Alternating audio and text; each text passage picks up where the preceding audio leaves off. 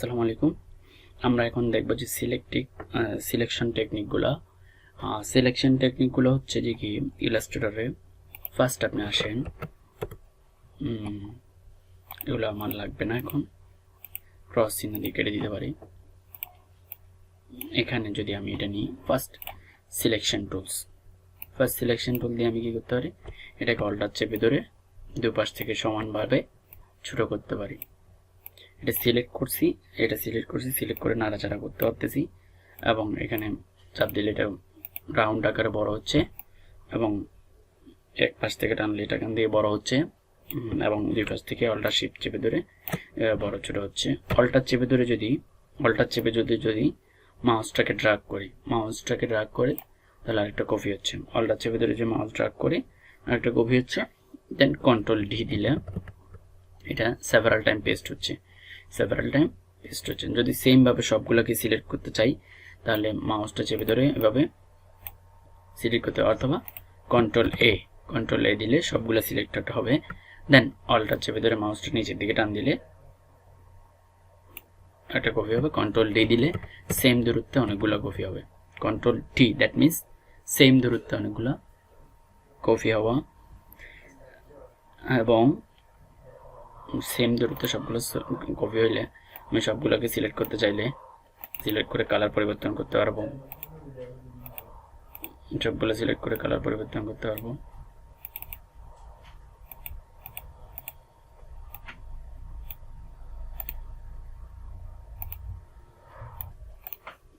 হ্যাঁ, এখন আমরা এটাকে কালার পরিবর্তন করতে পারবো।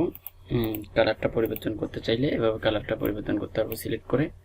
তাহলে প্রত্যেকটা টুলস আমাকে ইউজ করার পর সিলেকশন টুলে ক্লিক করতে হবে। সিলেকশন টুলে ক্লিক করলে কি করতে পারবো, এটাকে সিলেক্ট করে মুভ করাইতে পারবো, কালার পরিবর্তন করতে পারবো, স্ট্রোক কালার দিতে পারবো। চাইলে এখানে কালার পরিবর্তন করতে পারবো, এই কালার পরিবর্তন হচ্ছে। চাইলে এখানে সিলেক্ট করে চাইলে স্ট্রোক কালার দিতে পারবো। চাইলে এখানে কি এটাকে সরাইতে পারবো এভাবে। আবার মানে সিলেকশন টুলস এটা অনেক গুরুত্বপূর্ণ টুলস। প্রত্যেকটা টুলস ইউজ করার পর আমাকে সিলেকশন টুলে ক্লিক করতে হবে। এখানে এটা ইউজ করলাম, আবার এটাকে ক্লিক করতে হবে, এটা ইউজ করলাম, আবার এটাকে ক্লিক করতে হবে। এবং সিলেকশন টুলে এটাকে সিলেক্ট করে সরাইতে পারবো। অল্টার চেপে ধরে আরেকটা কপি হবে। কন্ট্রোল টি দিলে সেম দূরত্বে আর বারবার পেস্ট হবে। তারপরে আপনার কি বলে, অল্টার শিফট চেপে ধরলে এটা দুই পাশ থেকে সমানভাবে বড় ছোট হবে। তাই আপনাকে এই সিলেকশন টুলটা অনেক গুরুত্বপূর্ণ।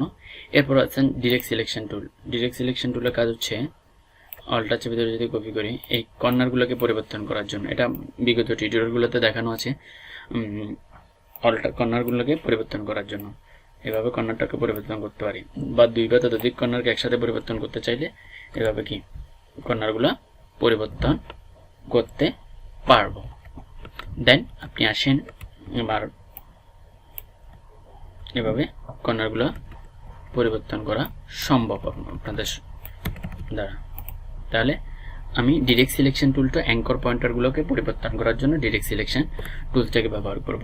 ডিরেক্ট সিলেকশন টুলটা ব্যবহার করব আমরা কর্নার পয়েন্টগুলোকে পরিবর্তন করার জন্য। তারপরে ম্যাজিক ওয়ান টুল যদি এই কালার উপর সিলেক্ট করি কালো সবগুলা সিলেক্ট হবে। এই কালার উপর সিলেক্ট করলে এই কালারগুলো সিলেক্ট হবে। এই কালার উপর সিলেক্ট করলে এই কালারের সবগুলা, মানে কালার ওয়াইজ যে কালারের উপর আমি সিলেক্ট করব সেই কালারের সবগুলা শেপ, যতগুলো শেপ থাকবে ততগুলো শেপ আমার এখানে সিলেক্টেড হবে। যেমন এখানে ক্লিক করলাম এটা সিলেক্ট হচ্ছে, এখানে ক্লিক করলাম এটা সিলেক্ট হচ্ছে, এখানে ক্লিক করলাম এটা সিলেক্ট হচ্ছে, এবং এখানে ক্লিক করলাম এটা সিলেক্ট হচ্ছে, এখানে ক্লিক করলে এটা যেই কালারের উপর সিলেক্ট করতেছি সেই কালারের সবগুলো সিলেক্ট হচ্ছে।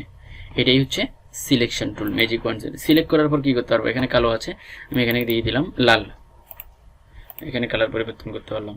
এখানে সাদা আছে এখানে কি দিতে পারবো, এখানে অন্য কালার দিতে পারবো। দেন আসেন ল্যাসো টুল হচ্ছে আমি যদি এখানে এই দুটার উপর আঁক দিই দুটো সিলেক্ট হবে, এই দুটার উপর আঁক দিলে এই দুটা সিলেক্ট হবে, এই দুটার উপর ক্লিক করলে এই দুটা সিলেক্ট হবে। যেমন ধরেন এই দুটা সিলেক্ট হলাম, ল্যাসো টুল দিয়ে এখানে আঁকলাম, এই দুটা সিলেক্ট হইল। দেন এখানে সিলেক্ট থেকে যদি আমি সিলেক্ট অল হয়েছে, এখানে যদি সিলেক্ট অল আর্টবোর্ড যতগুলো আর্টবোর্ড থাকবে, আর্টবোর্ডে যতগুলো অংশ থাকবে দেখেন এখানে সিলেক্ট অল দিলে সবগুলো সিলেক্ট হবে। দেখেন স্পেস চেপে ধরে যদি আমি এখানে টান দিই তাহলে দেখা যাচ্ছে সবগুলো সিলেক্ট হয়েছে। তাহলে যদি এখানে সিলেক্ট থেকে আর্টবোর্ড, অল আর্টবোর্ড, আর্টবোর্ডের অংশ যতগুলো পড়ছে ততগুলো সিলেক্ট হবে, আর্টবোর্ডের বাইরের অংশগুলো সিলেক্ট হয় না। এখান থেকে যদি ডিসিলেক্ট দিই সবগুলো ডিসিলেক্ট হয়ে যাবে। এখানে যদি রিসিলেক্ট আবার সিলেক্ট করতে চাই সবগুলো সিলেক্ট হয়েছে।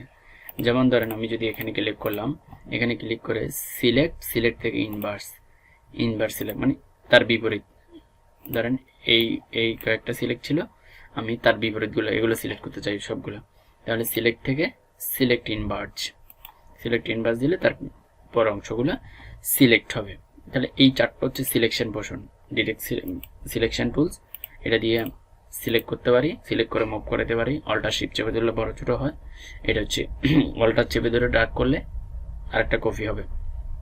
দেন এটা হচ্ছে ডিরেক্ট সিলেকশন টুল, এটা কর্নার পয়েন্টারগুলোকে পরিবর্তন করার জন্য আমরা ডিরেক্ট সিলেকশন টুলটা ব্যবহার করে থাকি।